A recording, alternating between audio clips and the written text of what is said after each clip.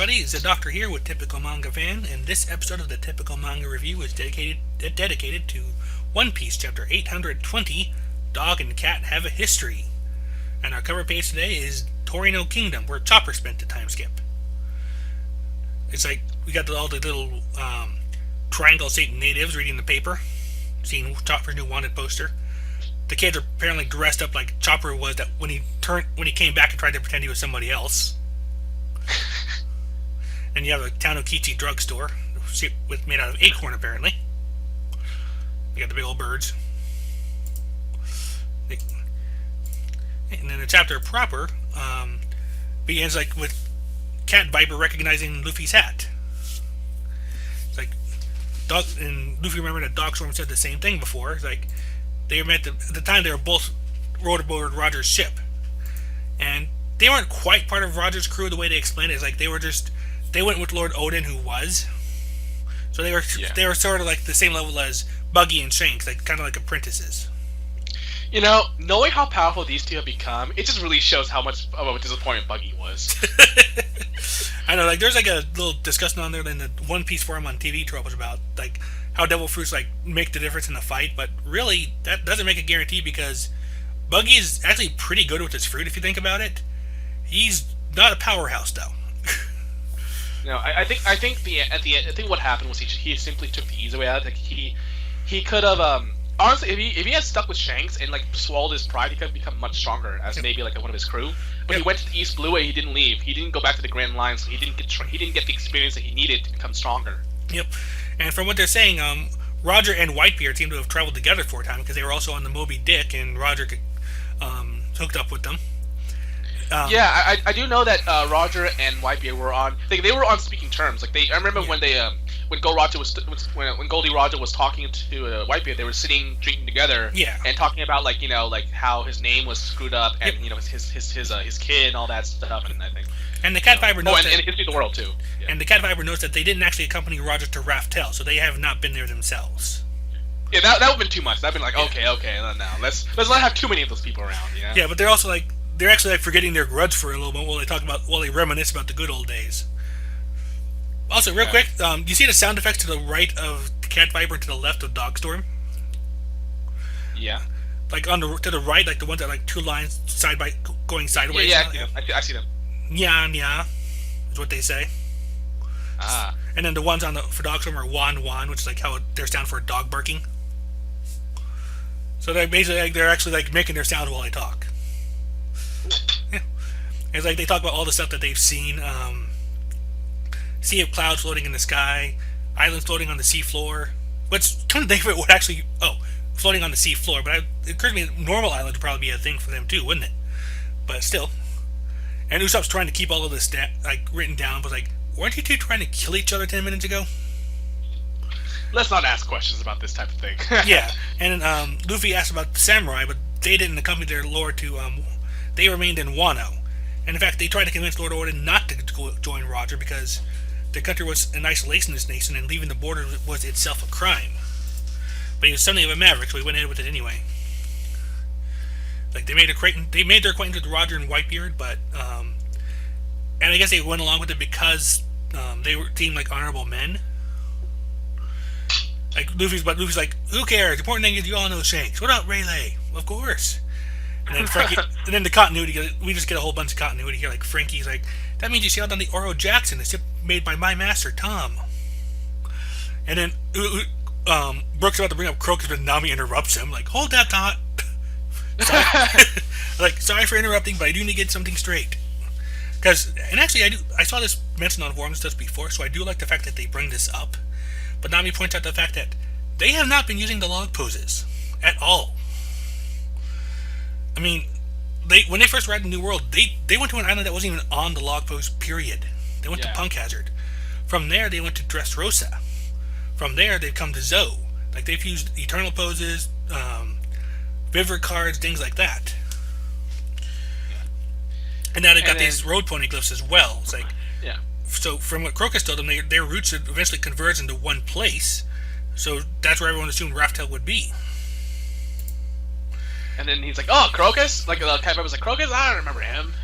What's an old geezer up to these days?" He's fine when we saw him 2 years ago. He was only searching for this one pirate crew. I wonder if... Oh, yes, that would be my crew. They all died. That facial expression is fantastic. That is the best moment of this chapter, hands down for me. Yeah. That is the best. It's so nonchalant about like it's a big mystery. That'd be my crew. They all died. What? And I was like, did you hear me? Of course, Dogstorm at least is like paying attention here. It's like you're curious as what lies at the end of the route that the logs lead you on, then you should go see for yourself. There is indeed a route upon which all three of these needles point to the same place. However, this journey that all of you are currently on has already made that destination redundant, if you will. Because normally you're supposed to first learn the mystery of the poneglyphs and the writing of the ancients at the place that those needles converge. Along with the civilization that birthed those stones, as well as the existence of the lost island Raftel, Roger himself greatly revised the course of his journey after reaching that point. And Crocus was a member of the Pirate King's crew, one of those who learned everything. Assuming he had no reason to dislike them, he would not lie to them. So, she asked if Nami's a navigator. Like, you're doing a fine job. Do not worry. You have not lost your way. Continue on. And then everybody's just like complimenting Nami. Like she's all like, and she's sucking it up. She's loving it. Yeah. At least until Luffy slapping on the back gets too hard. He starts beating him up over it. Oh, I didn't notice that. Yeah. Actually, so I also like Robert just watching them. Like, oh, they're funny. So because they know all this information already, because they met people who've gone there, gone there first. Yep. They don't need to go to that place, right? I wonder if they may not, but I wonder if we'll see it from someone else who is traveling through the route. Like maybe like one of the supernovas will wind up there, or someone else will kind of wind up there. Because he said that the journey would be redundant. So yeah, you can go if you're curious, go for it, but you don't have to do that anymore. And then I'll bring this up in more detail later, but this chapter made me realize just how well connected the Straw Hats actually are when you think about it. Because you've got because they are personally acquainted with at least 5 people related to Roger. Well, 6 if you count Buggy. Yeah, I'd like to know more about the members of the Roger crew. Cause, yeah, I know they split up, but so we know what happens to Shanks, we know what happens to Crocus. Yeah, but I'm actually curious to see what happens to some of the other guys too. Yeah, because and then like I said, you got Frankie, who's like sort of the apprentice of the man who made his ship. You got Crook, who's directly related to Crocus. Like you got Luffy, directly related to Shanks. And they have a D too. He has a D. He has a D as well. Yep, and there's a D as well. And anyway, and Usopp's kind of realizing this too. Like, you guys are so well connected with the legend, it's making my head spin, just like when we met Rayleigh. And Momonosuke's trying to get down this too. Like, I do have made acquaintance with this Roger, but I do not remember it very well. Roger's like Usopp's like impressed before he realizes the math. Since Roger died almost 20 years ago, what the hell are you confusing him with? I wonder, though, if that's actually related, though. What I wonder is if this is related to that whole hearing the voices thing. Like, did he actually somehow encounter Roger? Yeah. That'd be neat. But how? Like, how would that... Like, Roger's voice recording or something? Well, like, if you can hear the voice of all things, maybe that actually does go beyond death. That'd be weird. Yeah. And it would be out of place in a way. And it would be out of place. I mean, Momonosuke, Joel, Osment aside... Like, if you think about it, there is very, very little that is truly supernatural in One Piece. Because just about everything you run into that's weird or strange ends up having some kind of explanation. And one of the only things I can think of that doesn't, beyond the devil fruits themselves, like the origin of devil fruits, was the Klabauterman. The ship ghost, the ship spirit. The Mary, basically. Like, everything else, and probably hockey, but even then that's more like a natural power kind of thing. But everything that we've ever seen ends up having some kind of explanation attached to it. Sorry. Now, like I said, our manual's going acting a little bit weird for a moment, so I'm going to try and get this next page up in a different spot. Hang on a moment. Gotcha. Yep. So you go and take the explanation from here if you don't mind. Okay. So then they start talking about gathering everyone who fight against Kaido, like other samurai. And then there's a specific man. That would be Marco the Phoenix, former First Division commander of the White Pirates. Yep. And yeah. I love the fact that Luffy takes a while to remember him until it's like, he sort of looks like a pineapple. Oh, that guy! And like, apparently they have not been completely inactive. Like, we haven't heard from they haven't heard from him in the last year though, because they pretty much assaulted Blackbeard. Like they went out for revenge on Whitebeard. They actually called it the Payback War, and they lost, and they've pretty much been scattered from there. Of course, if Marco still lives, then Cat Viper may have an idea of where to go for that. Yep. And it turns out this war, the fact that Blackbeard won was actually when he became a young, acknowledged as a Yonko. Yep. So beating Marco was a big deal. Yeah, and Luffy's all surprised by all this. So Usopp's like, "This was huge news. Where were you? Under a rock?" And in fact, technically, Usopp was just as cut off as Luffy was. So yeah, you're right. I mean, Yeah. And then he wants to show his gratitude to the Whitebeard Pirates because they saved his life at the end of the Summit War, the Paramount War with the old Marineford thing. Right? So as of right now, like it's time to start planning because they need time to get all of this done. Which actually does work out for them because they need to. Luffy has declared they're going to split up. We got to pick a place to meet up again. They decide on Wano, so they're worried about their safety, but Kinemon wants to go after his comrades, check on them, and they can sneak in. They can sneak in successfully with the help of the lost submarine. So at least they can get a safe haven, so to speak. And then Cat Viper will go off in search of Marco. So they'll make a Vivre card for Kinemon so that they can all meet up when it's time. So basically, all this splitting up is something that we kind of expected to happen. Yep. And then at this point, all the Minks appear and they start checking on Riser. Like, is he all right? How are they doing? Like, are your hands and feet okay since we had to tie you up? We're sorry for keeping you up locked up. Let's have a banquet. Celebrate his health.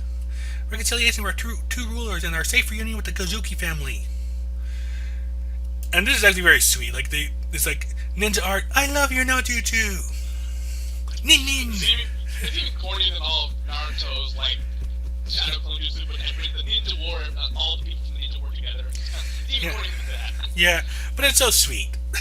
Of course, like Luffy's all set up for a new banquet, but Nami's like, haven't you had enough of banquets? Like, we gotta go. Are you okay with just leaving Sanji up in the air? And then, well, Luffy's pretty much got a nice view from where he is. Nami declared that she is going with Luffy. She can't help but feel responsible for what happened. And plus, are you telling me you can sail this ocean without a navigator? Okay. I'm coming too. Peckham's is injured. You'll need a doctor. Okay. Of course, when everyone gets depressed, we'll need someone to play music. Okay. Now we don't need him.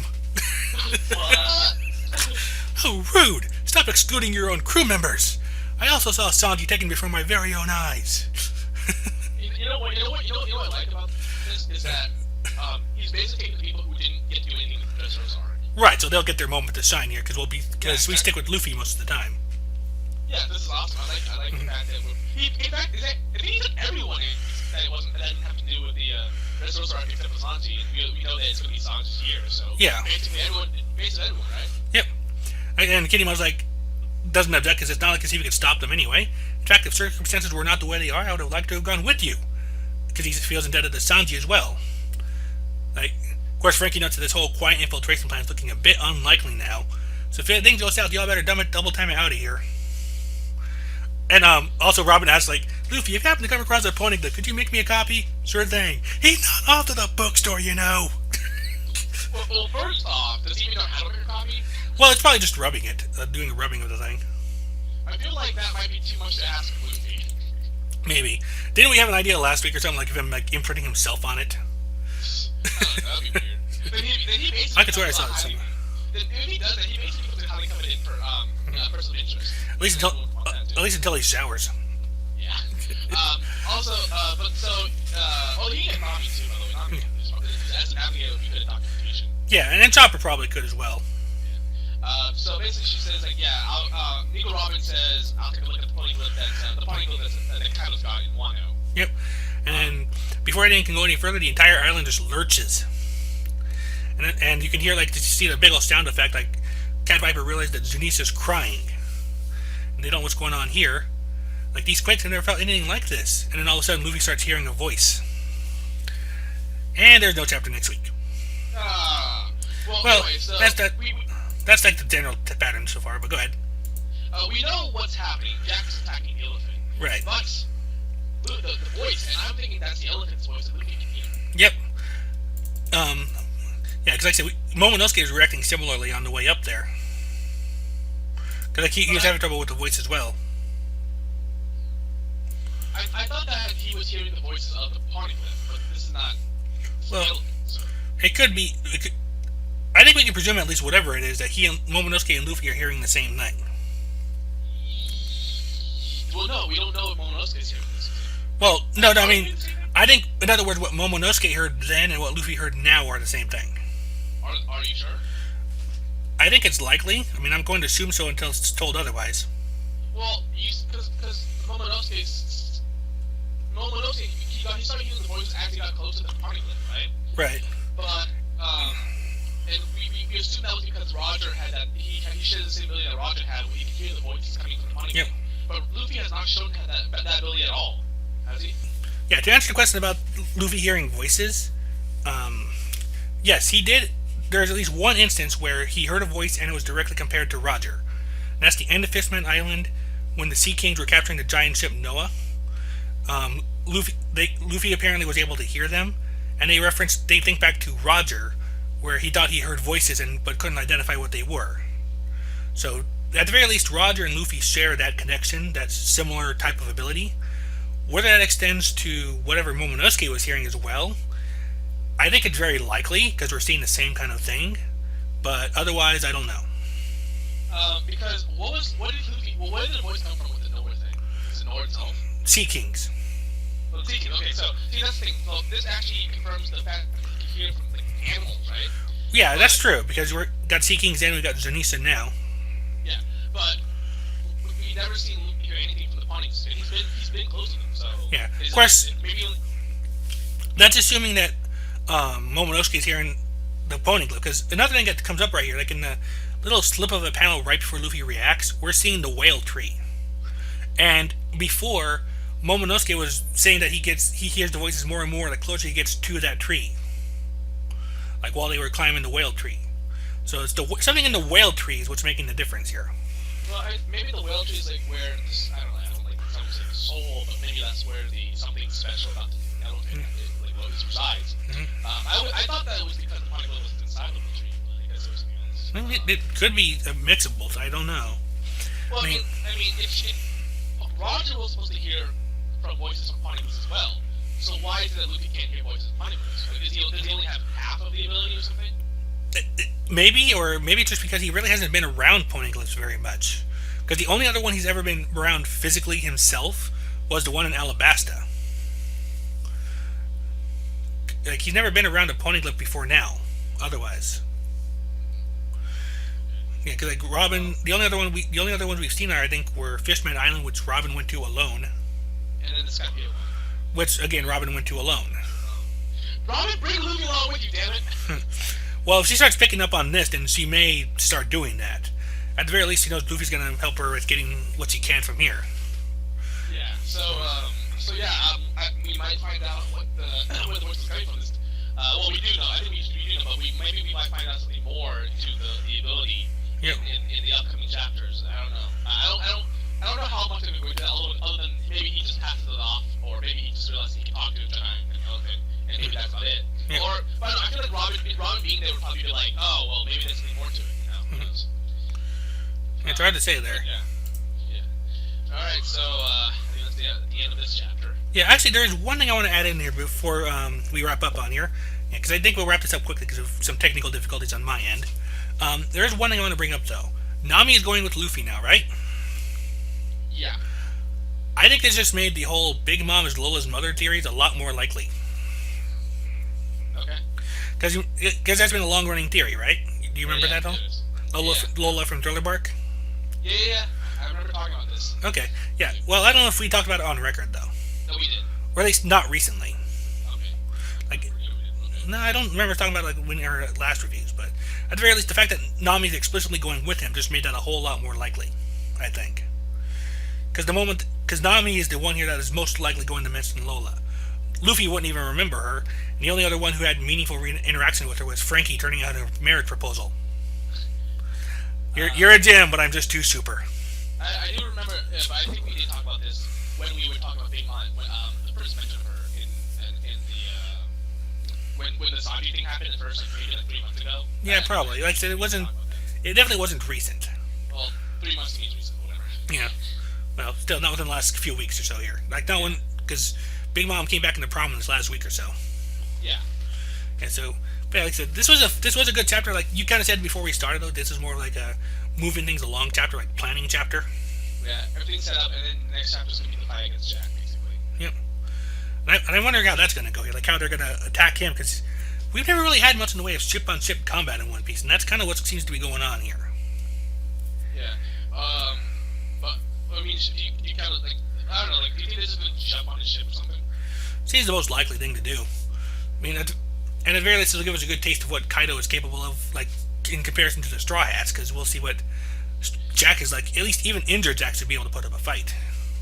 Yeah, I mean, like the thing about this is that so Luffy's gonna have to fight to go against Big Mom. I don't know if necessarily fight her, but go basically challenge her with half his crew. In this situation, he has all of his crew. So Yep. Minus Sanji, but yeah. Yeah. So basically, this is gonna be the last fight they have together for a while. Meaning that if he's gonna have trouble with Jack, then he better be careful with Big Mom, because Big Mom is stronger than Jack. She's roughly Kaido's equal. So so yeah, this is what happens next chapter might determine. Yeah, and that's what we expect in the other upcoming chapters. and that's another reason why I think Lola and Big Mom being connected is more likely now, because it's being set up so that Luffy's gonna try not to fight her. I mean, we'll see something happen for sure, but at the same time, I think that's what'll happen. Like he won't actually fight Big Mom. Like he might either, if not ally with her, then at least like be able to leave amicably, or even just the fact that she's they're connected to Lola will make her more cooperative. I don't know. Sure. Well, but the problem with Luffy's just gonna be like, I'm gonna beat them all up anyway, so he's gonna say something to her. Well, I can at least see this being a thing like we'll cooperate now, but next time we meet, we're enemies. Okay. I can see that being a thing on there. I mean, he took away their territory, so there's a lot of shit that she's gonna have to kind of ignore her for that to happen. Well, like for the sake of the wedding, she might willingly do that for the moment. I don't know. What, did you be like Gappa? Like, on the day of my daughter's wedding, I will not do this, or I will listen to your requests. She's gonna be like Godfather and all of them? Well, she already is in a lot of ways. How? Well, first of all, we got the whole mafia thing going with like the Vinsmokes, Beige. In fact, that she's like a big old literal family. Sure, And they do the beheading thing. Remember that? The what thing? The beheading. Remember, like you'll see right, yeah. like it's not necessarily a horse head in your bed in the middle of the night, but it's still there. Yeah. So yeah, she might do one of those requests. Who knows? You will make me an offer I will not refuse. It could be like on one day something like you will return the favor. Like, nope. Nope. Well, he might because Luffy is at least grateful, the type to remember gratitude. Yeah, he'll probably give her something and not gonna beat the shit out of her. Yep. But yeah, so at the very least, like I said, I'm a lot more likely. I think it's a lot more likely that Big Mom won't be as hostile to Luffy around as I thought she might. Yeah, I mean, like, the fact is, 2 emperors is such like that's extreme. I mean, I'm glad that changing up rather than just going doing the 1 by 1 thing that Yep. That a lot of mangas do. But I mean, that's so extreme. Yeah. Alright. Yeah, so I think at that point, I think we're good to go here now. Like I said, that's been our review of One Piece, chapter 820. Let's see, what's the title of this thing? Oh yeah, Dog and Cat Have a History. Sorry. Like I said, I apologize at the end here in case the video ends up sounding a little off. Like, I'll try to make it work, but we had some technical difficulties, so I just want to apologize for that in case at any point it sounds a little weird. Go ahead and take us away. Bye.